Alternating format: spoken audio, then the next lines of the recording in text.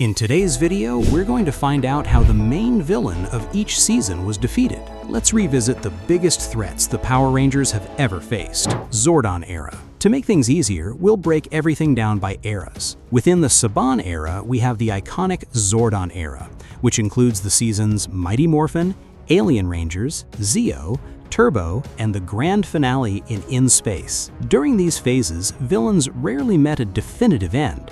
They usually just retreated or were replaced. However, when the franchise planned its original ending, the story found an epic way to resolve everything. In 1998, the Z-Wave happened. Through the sacrifice of the franchise's greatest mentor, Zordon, and the destruction of his interdimensional tube at the hands of Andros, the Red Space Ranger, a wave of positive energy was released. This wave traveled across the cosmos, purifying villains and turning them into humans, while disintegrating those who were purely evil. This event ended the countdown to destruction and saved the universe. But who exactly were these villains that were affected? Let's start with them, and then dive into the Morphin Grid to explore the seasons that followed, celebrating 30 years of the franchise's history. Zordon Era. Mighty Morphin. The intergalactic sorceress Rita Repulsa and her army of evil space aliens were sealed inside a space dumpster on the moon after a battle that dates back 10,000 years. In 1993, Rita was accidentally released by 2 astronauts and launched an attack on Earth. That's when 5 teenagers with attitude changed history, chosen by Zordon to defend the planet. A legacy that would continue for decades. We start with her, the one and only Rita Repulsa. Straight from Super Sentai footage, the witch Bandora, portrayed by the legendary tokusatsu actress Machiko Soga in Zoo Ranger, was adapted for the American version. Rita became the first major villain, and her original ending was planned for the episode Doomsday in Season 1. She came close to winning, but the show's massive success prevented a definitive conclusion, so she wasn't destroyed there. In the following season, the Emperor of Evil, Lord Zedd, was introduced. A completely original character created for the American version. His appearance was so terrifying that it sparked complaints from parents at the time. Because of that, his darker tone was toned down, and he eventually married Rita Repulsa, establishing them as the main villain duo. With the Z-Wave, both were purified and turned into humans. But since the Power Rangers universe thrives on nostalgia, they eventually found ways to return. Years later, in 2006, we got one of the most beautiful moments in the franchise. In Power Rangers Mystic Force, the legendary Machiko Soga returned for what would be her final role in tokusatsu as Heavenly Arch-Saint Magiel from Magiranger. In Japan, the character had no connection to Witch Bandora, but in Power Rangers, the producers decided to do something special. As a tribute to the actress, who sadly passed away that same year at the age of 68, the characters were merged. This made the Rita Repulsa we know, already purified by Zordon's wave, canonically become the Mystic Mother. It was the perfect send-off, Earth's greatest villain immortalized as the Empress of all good magic, bridging the legacy of Mighty Morphin with a new generation. As for Lord Zedd, after his purification and transformation into a human, the main TV series timeline never revealed the fate of his good counterpart. However, the Emperor of Evil didn't stay in the past.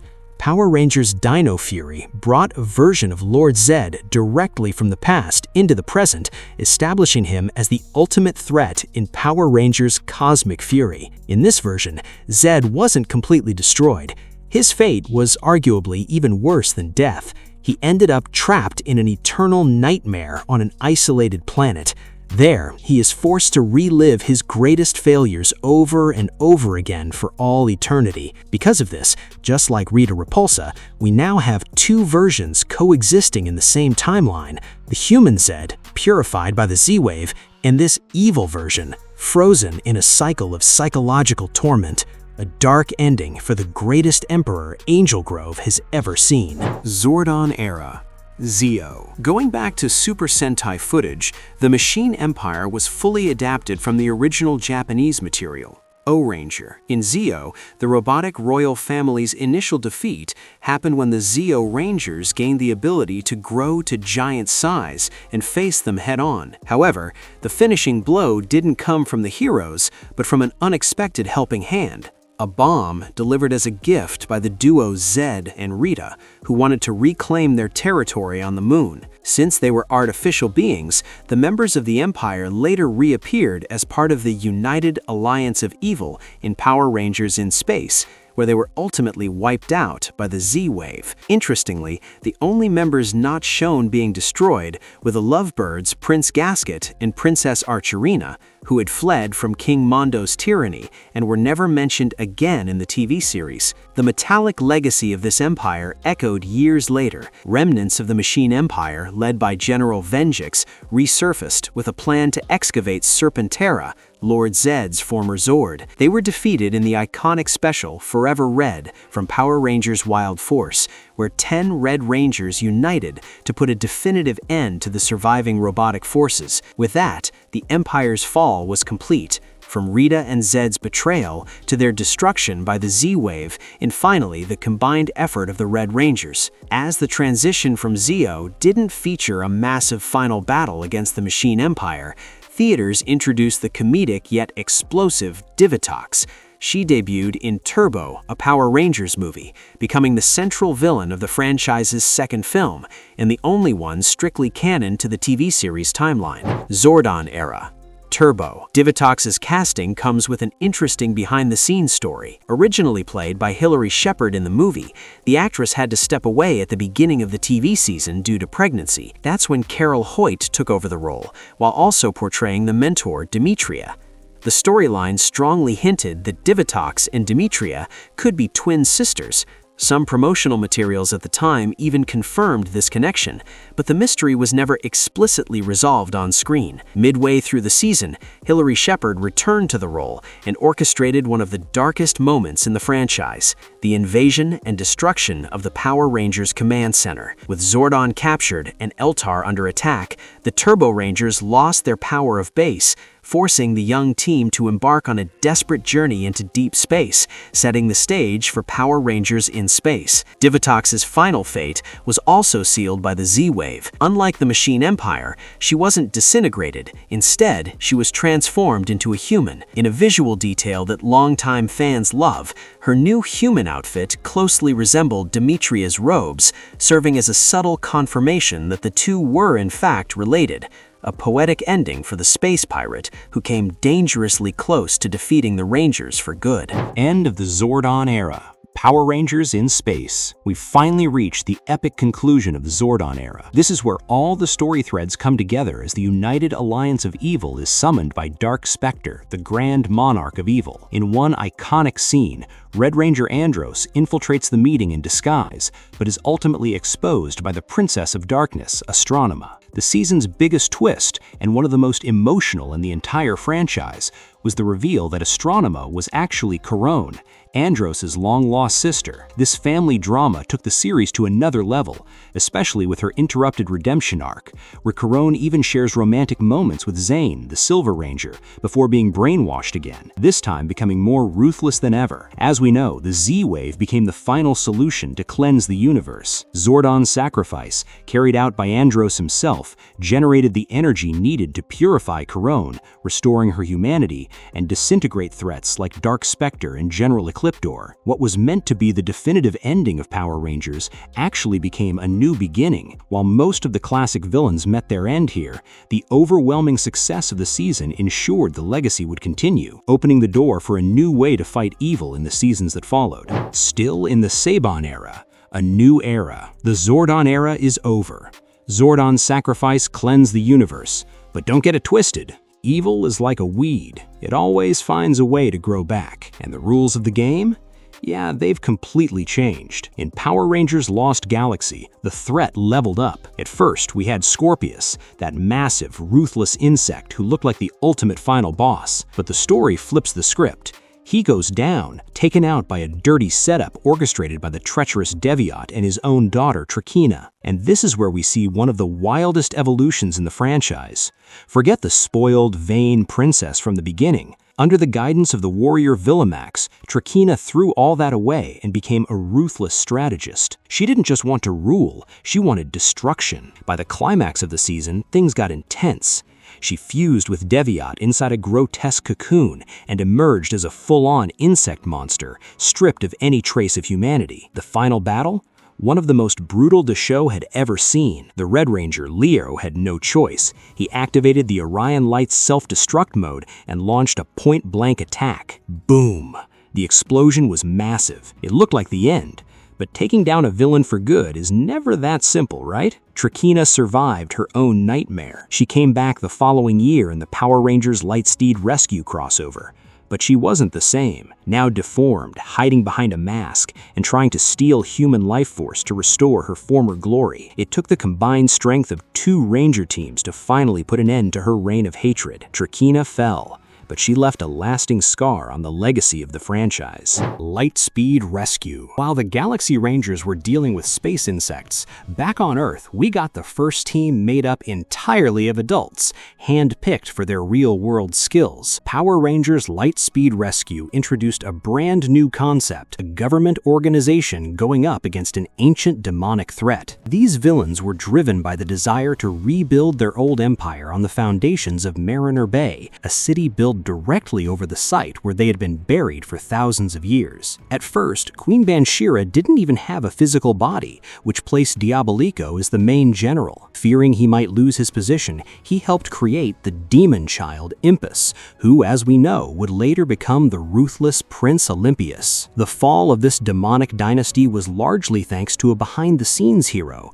the brilliance of Dr. Angela Fairweather. More than just a scientist, she was the mastermind behind the Rangers' entire technological arsenal. The final defeat of Olympius and Diabolico in their super demon giant forms was only possible because of the Life Force Megazord. This machine was a true double-edged sword. It used the Rangers' own life energy to unleash devastating attacks, pushing its pilots to the absolute limit to destroy the monsters. As for Queen Bansheera, she had one of the most humiliating and poetic endings in the entire franchise. During the final showdown against Carter Grayson and Ryan Mitchell, she was hit by a perfectly timed kick from the Red Ranger, sending her straight toward the Underworld portal. At the last second, she tried to drag Carter down with her, but the spirit of the betrayed Diabolico emerged from the shadows. In a final act of revenge for the Queen's cruelty toward her own allies, Diabolico helped Carter break free and pushed Bansheera into the darkness for good. The Rangers then sealed the portal,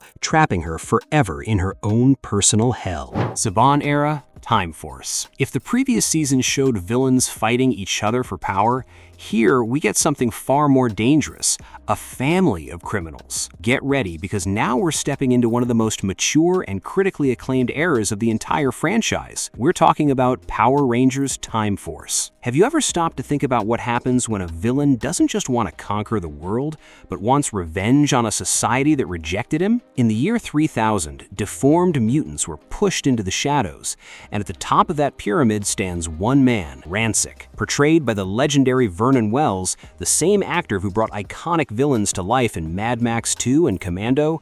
Ransik is raw. He doesn't rely on magic. He literally pulls weapons made of bone out of his own body to fight. It's disturbing. It's intimidating. It's unforgettable. And right from the start, Ransik does the unthinkable. He defeats and technically kills the original Red Ranger, Alex. That moment changed everything. For the first time, we saw a Pink Ranger, Jen, step up as the leader, driven by pure determination as she travels back to 2001 to hunt him down. But what if I told you the real monster wasn't always Ransik? Lurking in the shadows, we had Frax. Once known as Dr. Louis Ferrix, he was a scientist who tried to help Ransik, only to be betrayed and left for dead in an explosion. He survived by rebuilding his body with mechanical parts, becoming a cyborg fueled entirely by hatred. The conclusion of this rivalry is brutal.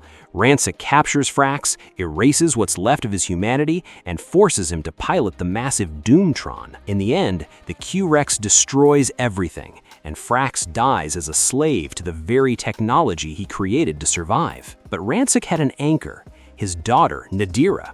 While he was the terror of the future, to her, he was just an overprotective father. And the turning point came from the most unexpected place: childbirth. In the middle of chaos, Nadira helps deliver a baby, and in that moment, she feels life. She changes. Ransik's ending wasn't about explosions. Blinded by rage, he launches a final attack and accidentally hits his own daughter. The silence on that battlefield was deafening. Seeing the Dira wounded, protecting a newborn, Ransik's world shatters. He isn't destroyed. He drops to his knees and surrenders. A redemption that still gives fans chills to this day. Time Force showed us that hatred is a vicious cycle. Ransik and Frax were both shaped by prejudice and betrayal, but in the end, it was the love for a daughter that stopped a war across time. The end of the Saban era in the hands of the Disney era. If Ransik walked the path from hatred to redemption, the villain of Power Rangers Wild Force did the exact opposite. Get ready to meet one of the darkest and most purely cruel antagonists in the entire franchise, Dr. Victor Adler, the host of the Master Org. Portrayed with chilling intensity by Ukrainian actor Ilya Volok, Victor Adler wasn't a monster from another dimension or a mutant from the future. He was a man consumed by a twisted, one-sided love for his fellow archaeologist Elizabeth. When she chose Richard Evans over him, Adler's jealousy rotted his soul from the inside out. During an expedition in the Amazon rainforest, he discovered the remains of the ancient Master Org, an entity born from pure pollution created 3,000 years ago that nearly destroyed the civilization of Animaria before being sealed away by the warrior Merrick Balaton. In an act of desperation and pure malice, Adler consumed the Org's seeds, becoming the new Master Org. And what did he do next? He brutally murdered the parents of our Red Ranger, Cole Evans, the Tarzan Ranger. Yeah, Power Rangers was getting a lot darker. Wild Force is a transitional season. Even though Disney had already acquired the rights, the production still carried Saban's DNA, and the ending lived up to that legacy. Master Org reached a grotesque, gigantic final form, and what happened next traumatized an entire generation of 2000s kids. He destroyed all the Wild Zords. One by one, the sacred animals were taken down. The Rangers were left powerless, hopeless, watching their connection to nature get torn apart. It felt like the end. But Power Rangers has always been about resilience. The climax is absolutely epic. Just when everything seemed lost, the Earth itself responded. Hundreds of Wild Zords from different species and eras descended from the sky in a divine display of power. Master Org, the embodiment of pollution and the corruption of the human soul, was hit by a barrage of purifying energy. He wasn't just blown up, he was wiped from existence by the very life force of the planet he tried to poison. It was the definitive end of the Orgs, and a triumphant conclusion to the Saban era. We moved from an era where villains were purified by a wave of energy, the Z-Wave, to one where they were destroyed by the power of nature and the consequences of their own human choices. The true beginning of the Disney era. Hold on tight, because now the Morphin Grid has a new home. With Disney taking full control of the franchise, we leave the familiar streets of California and land in the epic landscapes of New Zealand. Why the change? Beyond tax incentives, being closer to Japan made it easier to transport original Super Sentai props and suits. And Disney came in swinging. Now the Rangers had powers even without morphing. We're talking super speed, elemental control, and ninja abilities that made everything feel next level. And speaking of ninjas, let's kick off this era with Power Rangers Ninja Storm. Forget the seriousness of Master Org. Here, we meet Lothor, a banished ninja master who was probably the funniest and most sarcastic villain in the entire franchise. He breaks the tension, jokes about his own monsters, and brings a level of humor the series really needed. But don't be fooled, Lothor was dangerous. By the end of the season, he nearly achieved his goal by opening the abyss of evil, attempting to drain all the Rangers' powers. He was defeated in an intense battle and sealed deep within the abyss by the heroes. Sounds like a fitting end for a ninja warrior, right? Wrong. If you thought Queen Banshira's defeat was humiliating, just wait until you hear what happened to Lothor in the crossover with the next season, Power Rangers Dino Thunder. Lothor manages to escape the abyss of evil and tries to form an alliance with the new villain, Mesogog. But it backfires in the most ridiculous way possible. Mesogog, who had zero patience for Lothor's antics, simply used his technology to shrink him down and turn the Ninja Master into a plastic action figure. Yeah, you heard that right. The great conqueror of ninja academies ended up as a shelf toy. And it gets worse. The Mesogog lab was destroyed at the end of the season, which likely means Lothor was reduced to dust or melted plastic fragments. It's such a bizarre and tragic ending that a lot of fans prefer to ignore it, but real ones know. Lothor holds the crown for the most humiliating defeat in Power Rangers history. So what do you think? Did Lothor deserve a more epic ending, or was this action figure fate actually perfect for his sarcastic style? Dino Thunder. If you thought Disney was going to forget the roots of the series, Power Rangers Dino Thunder proved otherwise. Taking advantage of the Japanese source material, which brought back the prehistoric theme, the production went straight for the fans' hearts. And how did they do it? By bringing back a legend, Tommy Oliver, now as Dr. O. But while the hero's side shined with the return of one of the greatest Rangers of all time, the villains gave us a storyline straight out of classic literature. We're talking about a modern take on Dr. Jekyll and Mr. Hyde. On one side, the brilliant scientist Anton Mercer.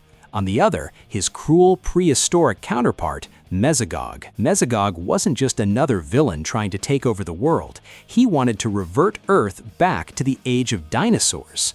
And the personal drama here hits hard. He was the adoptive father of Trent, the White Ranger. Just imagine what that does to a young hero, realizing the monster he's fighting shares the same body as his own father. Unlike Lothor, Mesogog was cold, calculated, and visually terrifying. His defeat in the final episode, Thunderstruck, was the ultimate payoff of that duality. The Dino Rangers had to combine every ounce of their power to do the impossible, separate Mesogog's evil essence from Anton Mercer's human form. The battle was intense. Already weakened and isolated in his monstrous form, Mesogog fought desperately, but he was no match for the united strength of the Rangers. When he was hit by the final attack, his evil form was completely obliterated, finally freeing Anton Mercer from his dark passenger. And for those who enjoy a happy ending with a touch of humor, Disney delivered something straight out of a soap opera. Anton Mercer ended the season fully restored,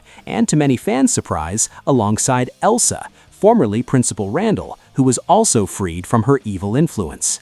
A fitting conclusion to a season that perfectly blended biological horror with classic romance. SPD. If you thought you'd seen it all, get ready for the future. In Power Rangers SPD, Space Patrol Delta, Earth has become a refuge for aliens from across the galaxy. But with large populations come even bigger crime rates. And this time, the threat isn't just a single monster, but an entire empire. The Trubian Empire, led by the terrifying Emperor Groom. But before we dive into the villain, we need to talk about a twist that left fans completely shocked. Remember A-Squad? That elite team that was supposed to protect Earth? Yeah, they didn't go missing on a mission. They defected by choice. They joined the side of evil, leaving the Academy with no option but to promote B-Squad, a group of misfits, many of them children of the scientists who helped create the Morphers, to the front lines. Emperor Groom wasn't just a conqueror. He was the personal nightmare of one of the franchise's most iconic mentors, Commander Anubis Doggy Kruger, the Shadow Ranger. Groom was responsible for wiping out his home planet, Sirius, in a galactic genocide that haunted him every single day. And here comes the cruel twist. For years, Kruger believed his wife, Isenia, had died in the attack. In reality, she had been kept alive the entire time as Groom's personal slave. Just imagine the rage inside the Shadow Ranger when he discovers that the monster who destroyed his world was still tormenting the love of his life. Groom's defeat was both epic and deeply personal. In the final episode, Kruger and Groom face off in a sword duel that determines the fate of Earth. In a masterful move, Kruger doesn't just win, he cuts off Groom's remaining horn, marking his ultimate defeat and humiliation. The Emperor is captured and finally brought to justice. But wait, Groom was only the face of the invasion. The true final villain was Omni the Magnificence, a colossal biomechanical entity so massive that its body functioned like a flying fortress. Omni was the one pulling the strings, seeking to consume the energy of entire planets. Defeating this giant required both strategy and courage. Led by Red Ranger Jack Landers, the Rangers managed to infiltrate the massive structure and locate its vulnerable core hidden within that grotesque mechanical body. With a direct and devastating attack, they destroyed Omni from the inside, lighting up Earth's sky with the remnants of the Trubian Empire. Mystic Force. If Power Rangers SPD had a police vibe, now we dive headfirst into the supernatural. Power Rangers Mystic Force introduced a complex villain hierarchy straight from the depths of the underworld. But let's be real, not everyone stood out. We start with Mordecon, the leader of the Morlocks. He had everything going for him, but ended up being one of the most disappointing villains in the franchise. Was he strong? Sure,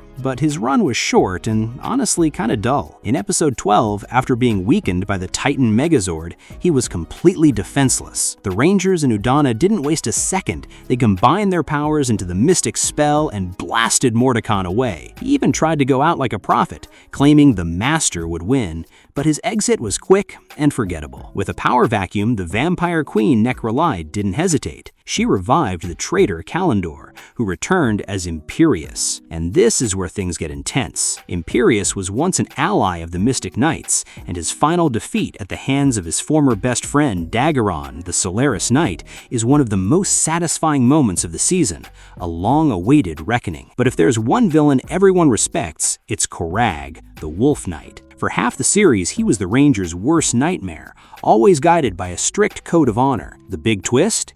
He was Leanbow, Udana's husband, long believed to be dead. His redemption and return to the side of good is a powerful moment. After that, we face the 10 Terrors, acting as level bosses leading up to the ultimate evil, Optimus, the Supreme Master. Optimus loomed over the entire series, a biomechanical, almost divine presence that seemed impossible to defeat. He had the terrifying ability to consume all the energy of good. So how did the Rangers win? By turning the villain's own greed against him. Instead of holding back, the Rangers overloaded Optimus, flooding him with so much positive energy, light magic, and hope that his body simply couldn't handle it. He literally exploded from a goodness overload. A classic lesson. Operation Overdrive. If Power Rangers Mystic Force was all about magic, then in 2007, the franchise went for something closer to Indiana Jones meets James Bond. Power Rangers Operation Overdrive had everything to be the best season in the Disney era. A divine relic called the Corona Aurora, Rangers with genetic superpowers, and a global adventure theme. But in practice, the writing just didn't have the charm, and the season ended up being one of the most criticized by fans. To give you an idea, in a team with a Pink Ranger, Rose, who's a robotics genius, and a Red Ranger hiding a massive secret, the one who often steals the spotlight is Spencer, the butler. The core dynamic revolves around two brothers who hate each other, Flurious, Ice, and Moltor, Fire. On paper, their rivalry sounds amazing, but on screen, it feels dragged out. In episode 31, Nothing to Lose, Flurious finally snaps and eliminates his own brother, establishing himself as the ultimate villain. And to be fair, Flurious looks incredible and proves to be one of the most powerful villains ever. In the final battle, his ice powers are so overwhelming that the Red Ranger, Mac, has to use the Red Sentinel Ranger form, a level of power no human could survive. And that's when the big twist hits. Mac is actually an android. He dies defeating Flurious, only to be brought back to life as a human by the Corona Aurora itself. An epic ending for a season that, unfortunately, didn't connect with audiences. We also can't forget the show's attempt at a wild race for the jewels. There's Camdor, the Blade Master, who gets a Destoil final duel against the Pink Ranger, Rose, where his power jewel is shattered, and of course the Fear Cats, a race of feline aliens who caused serious trouble before being vaporized by the combined power of the Megazords. The villain who truly deserved more came from the 15th anniversary special, Thrax, the son of Lord Zedd and Rita Repulsa. He completely stole the show. With a design that perfectly blended both of his parents, he had the presence of a top-tier main villain. He was so threatening that he made the season's villains look amateur. Unfortunately, since it was just a special, he was defeated quickly, leaving fans with that feeling that he should have been the main antagonist all along. In the end, Operation Overdrive stands as a lesson. It doesn't matter if you have the most powerful relics in the universe if your story doesn't connect the audience to the heroes. Flurius's defeat by the Red Sentinel Ranger was visually spectacular, but it wasn't enough to save the season's lack of charisma. It's a complete irony. This season features one of the most powerful Rangers ever, facing a villain with absurd levels of power, yet somehow he became forgettable even in future storylines. Jungle Fury. If you think Power Rangers started with test tubes or spaceships, Power Rangers Jungle Fury proves otherwise. Everything traces back 10,000 years to the epic Beast War, where the 8-headed dragon Dai Shi tried to make the animal kingdom rule the planet. He wasn't alone. By his side were the Phantom Beasts, creatures so dangerous they were sealed away for millennia, until human curiosity, through archaeologists and the Crystallize, brought them back. The Order of the Claw guarded this secret for centuries, but evil found its way in through human weakness. Jared, one of the most promising students, yet consumed by arrogance, ends up releasing Dai Shi's spirit and becoming his host. And this is where the story truly shines. It's not just about a villain trying to destroy the world. It's about a battle for a soul. With the old masters gone, RJ steps in as one of the coolest mentors in the franchise. He blends ancient tradition with morphing grid technology and through an unseen contact creates the iconic sunglasses that function as morphers. For the first time, we get an urban style mixed with pure animal-based kung fu. Jared and Camille's arc is easily one of the best villain developments in the entire saga. Camille isn't just a loyal servant, she develops real feelings for Jared, the man trapped inside the monster. This dynamic makes her question Dai Shi's orders, setting up a redemption path that's rare to see handled with this much nuance in Power Rangers. They're not just evil, they grow, train, and suffer just like the heroes. The finale of Jungle Fury is poetic, since the story was always about mastering the animal spirit, not just relying on technology. The final battle didn't need sparks and explosions. In a combined effort, Casey, Lily, and Theo, using their Master Mode, face Dai Shi's final form. The victory comes in the purest way possible. The three Rangers, without morphing, unleash one final burst of animal spirit energy to destroy the dragon once and for all. It's the triumph of discipline and growth over ancient chaos. Jared and Camille find peace, and Earth finally silences the roar of evil. RPM. If you thought Power Rangers was just about bright colors and moral lessons, Power Rangers RPM completely flips the script.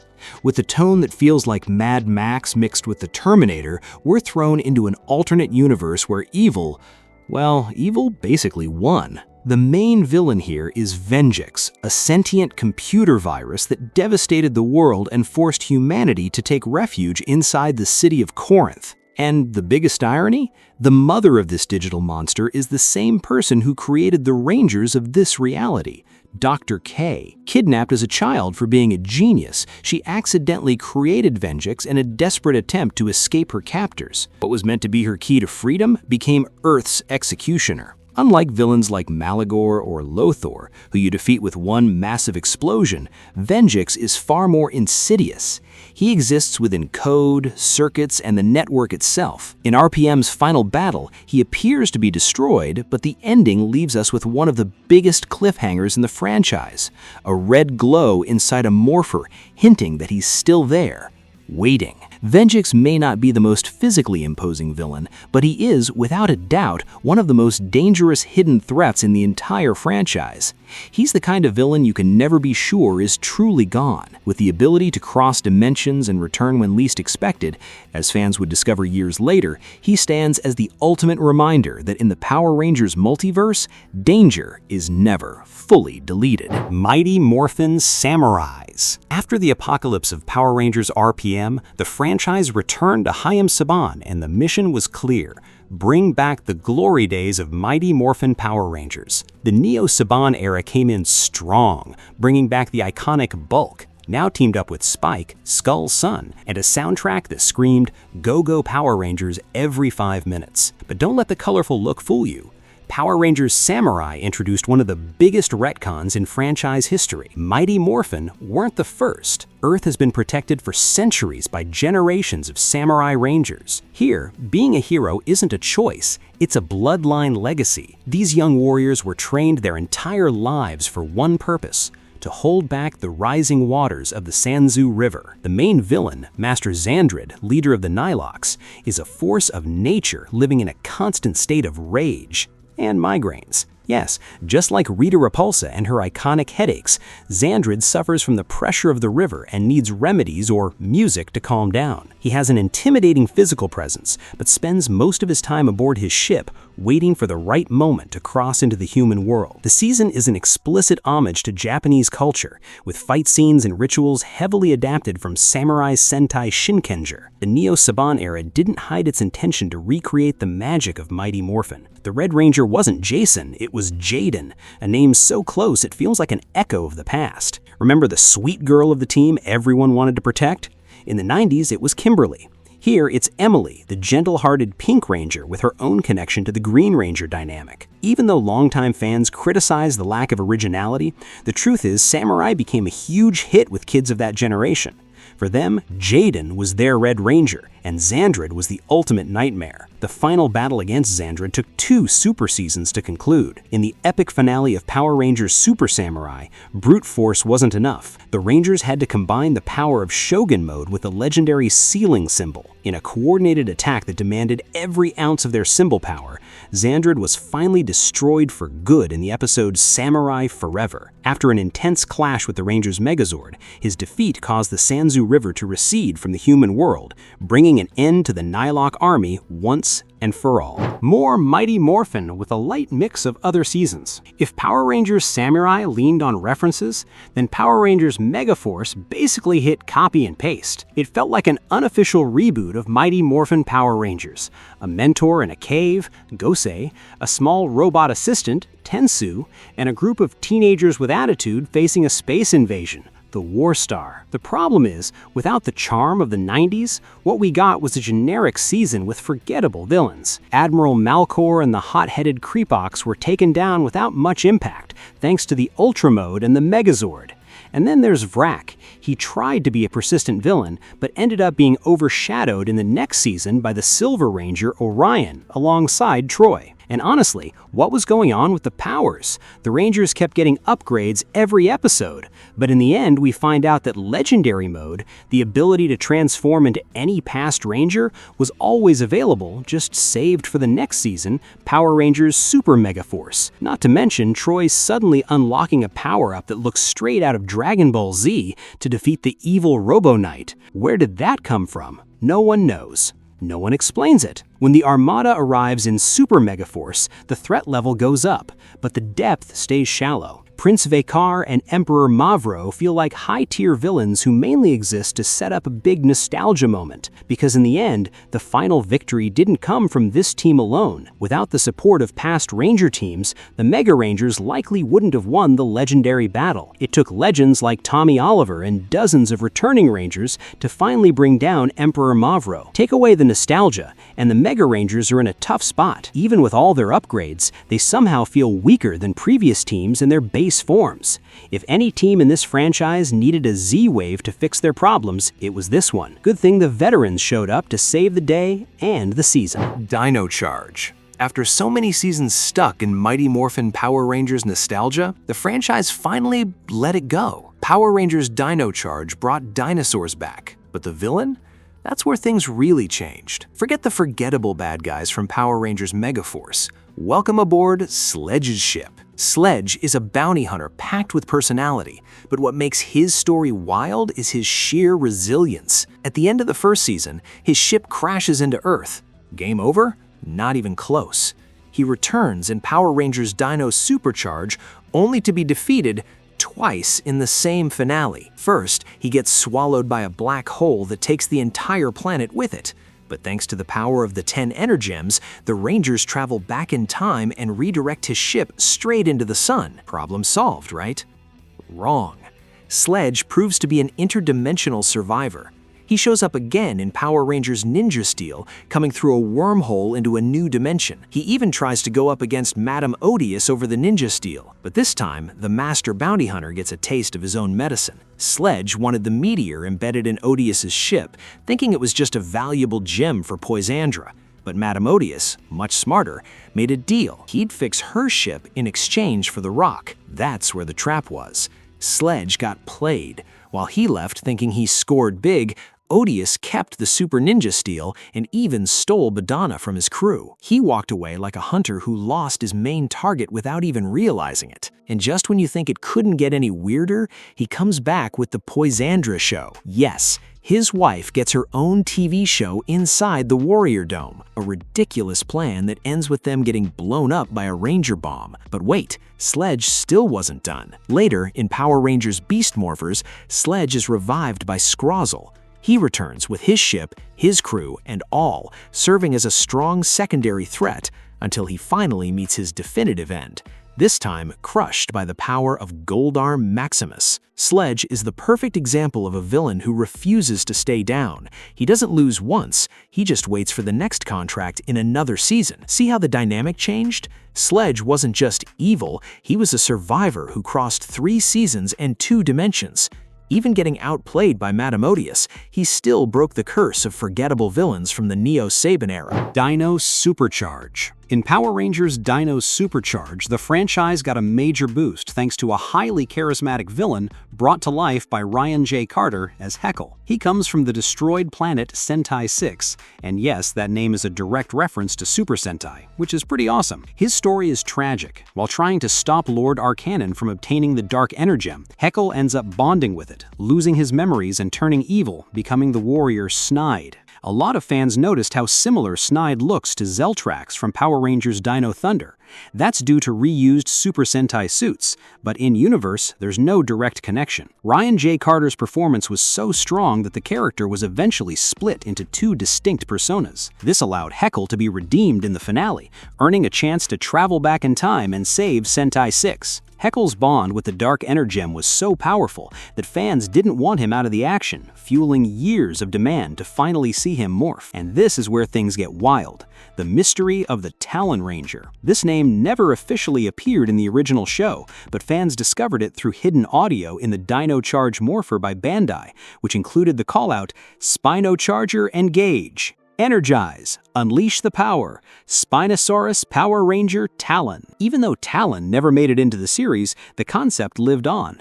In 2016, the character appeared in an alternate comic continuity as the Dark Ranger, and the payoff finally came years later in Power Rangers Cosmic Fury, where a live-action version was introduced, adapting the Death Ryuger suit from Sentai. As for Snide, he was originally destroyed by the Titano Cannon along with the Rangers' full firepower, but 4 years later he was revived in Power Rangers Beast Morphers through his remaining sword and the use of the Reanimizer. His final defeat came in the Dino Team-Up Special, where he was taken down by the morphed Dino Thunder Rangers, an epic conclusion for a villain who for years carried the look of one of that team's greatest enemies. Ninja Steel. After raising the bar with Power Rangers Dino Charge, expectations were high, but that's not what we got. Power Rangers Ninja Steel proved that the previous season was the exception, not the rule. The Neo-Saban era brought ninjas back, but somehow delivered a ninja theme without real ninjas. It felt like the show was written by someone trying way too hard to be cool. Forced jokes, awkward humor, and a team with little chemistry. They felt more like co-workers than actual heroes. Following the Super Sentai footage, the Zords had that obvious toy-like CGI look. And yeah, we know toy sales matter, but something was missing. It lacked soul. And of course, we're back to generic, forgettable villains. Big names don't save weak writing, and that's exactly what happened with Galvanax and Madame Odious. Galvanax had potential. He was the undefeated champion and host of the intergalactic reality show Galaxy Warriors. The concept was wild. Send monsters to Earth to steal the Ninja Nexus Prism while everything is being broadcast.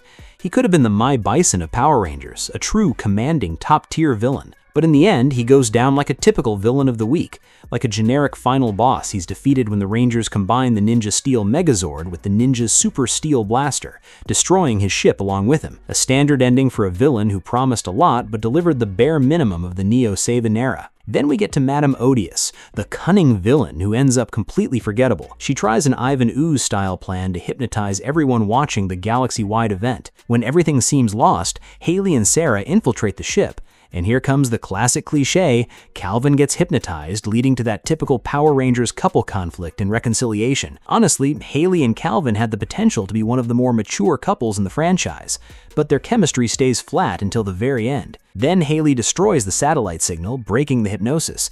And what happens next? Madame Odious fuses with the Super Ninja Steel Star, transforms into a generic final boss form, and, believe it or not, gets defeated even more easily than before. After 2 seasons, the Rangers suddenly have a last-minute idea.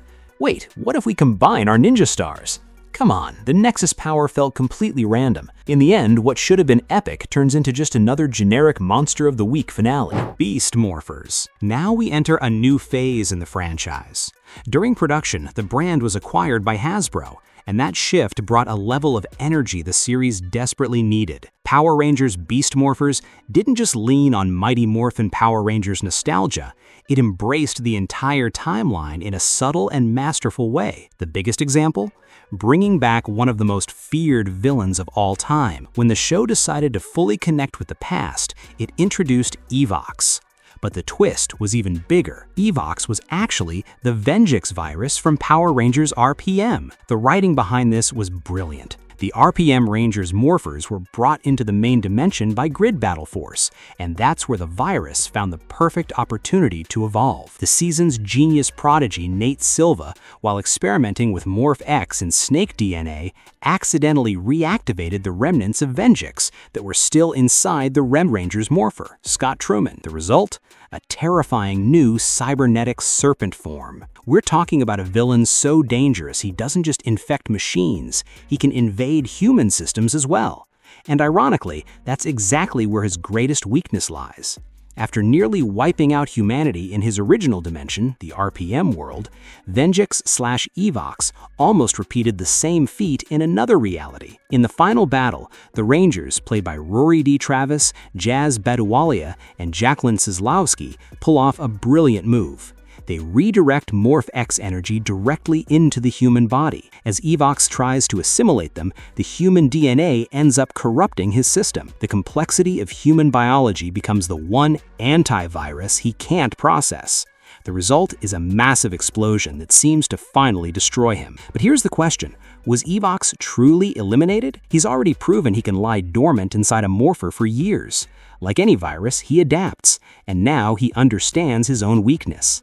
As a multi-dimensional threat, there's nothing stopping him from returning in the future, possibly even more evolved and more cinematic than ever. Even with reboots happening across the Power Rangers universe, this is one of the few villains you can't confidently say is gone for good. Venjix/Evox stands tall as one of the true titans of the franchise. Back to Dino Mania. After Power Rangers Beast Morphers adapted Go Busters, the Hasbro era took a Jurassic leap with Power Rangers Dino Fury, bringing in the suits from Kishi Ryu Sentai Ryu Soldier. It's amazing how the franchise built a dinosaur tradition across every era. Mighty Morphin Power Rangers in the Saban era, Power Rangers Dino Thunder in the Disney era, and Power Rangers Dino Charge in Neo Saban. Before the premiere, fans got a small tease in the Grid Connection special, featuring footage from Kyoryuger vs. Go Busters and the return of Austin St. John as Jason. But instead of relying only on nostalgia, Dino Fury chose to expand the mythology. A great example is the use of the Morphin Masters.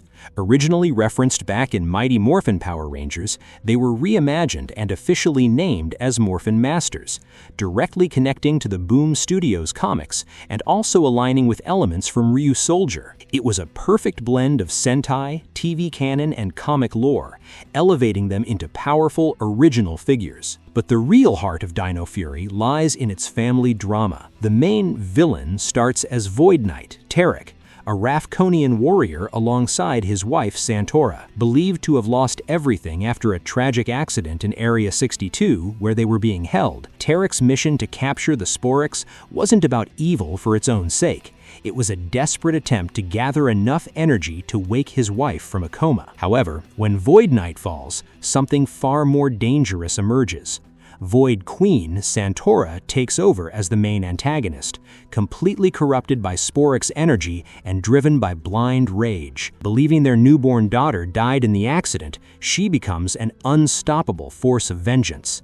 Like a mother who lost everything, not even Tarek's love could stop her destructive path. Unlike the usual explosive endings of other seasons, this finale is all about redemption. The major twist that the Pink Ranger, Amelia Jones, is actually their lost daughter changes everything. Realizing Amelia survived and built a life of her own is what finally breaks the cycle of pain and villainy that consumed Tarek and Santora. Instead of ending in destruction, the story closes with emotional unity and even the arrival of a new child in the family. The same love that once drove them into darkness becomes their path back to the light. Dino Fury proves that you can revisit the dinosaur theme and still tell a fresh, meaningful story without constantly leaning on 1993 nostalgia to carry it. The end. Not just of villains, but of an era of adaptations. If you paid attention at the start of this video, you'll remember we mentioned that Rita and Zedd have two versions coexisting in the same universe.